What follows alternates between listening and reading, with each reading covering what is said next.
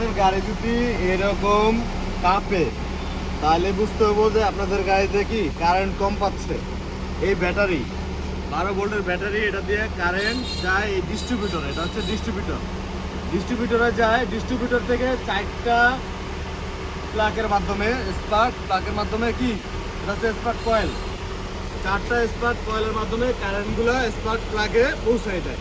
মানে স্পার্ক প্লাগে যদি কারেন্টটা ঠিক মতো না পৌঁছায় এর জন্য কি ইঞ্জিনটা কাঁপে। তাহলে আমরা দেখবো যে দেখেন একটা দেখলাম, এখন দেখেন আমাদের গাড়িটা কিন্তু কাঁপতেছে।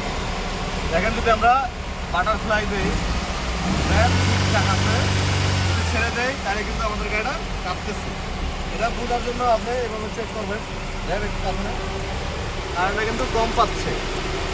তাহলে এটা কী করতে হবে, আপনি একটু মোছা দিতে হইব। অনেক শর্ট করে, এটা ধরা যাবে না, ঠিক আছে? শর্ট করে কিন্তু এটা বন্ধ অবস্থায় আপনার পরিষ্কার করবেন, লাগাই দিবেন সুন্দর করে।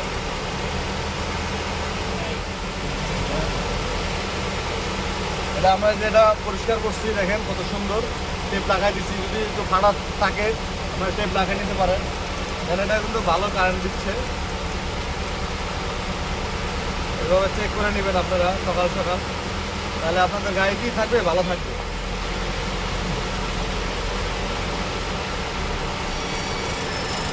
গাড়িটা কিন্তু কাঁপতেছে, কারেন্ট কিন্তু কম পাচ্ছে, এটা এটা একটু নষ্ট আছে, এটা আমাদের ঠিক করতে হবে। দেখেন এই যে স্পার্ক প্লাগটা কিন্তু কম কারেন্ট সাপ্লাই দিচ্ছে, এটা আমাদের কি করতে হবে, একটু এভাবে ট্যাপ লাগাই নিতে হবে, তাহলে সুন্দর কারেন্টটা সুন্দর করে পাবে। হ্যাঁ, এবার আপনারা চাইলে দিয়ে নিতে পারেন। দেখেন কিন্তু ঠিক হয়ে গেল। এখন দেখেন গাড়ির সাউন্ডটা কিন্তু চেঞ্জ হয়ে গেছে এবং কত সুন্দর স্মুথলি চলতেছে। কারেন্ট যত ভালো পাইব ইঞ্জিন তত কি ভালো চলবে, স্মুথ চলবো। এবং যদি গ্যাসে চলে বা ফুয়েলে চলে, তাহলে যদি গ্যাসটা যদি সুন্দর পায় গাড়িটা কি সুন্দর চলবে, বুঝেছেন? সুন্দর রেঞ্জটা বাইরে গেল, সাথে সাথে কি রেঞ্জ বাইরে গেল। তাহলে আপনারা এইভাবে চাইলে ঠিক করতে পারেন।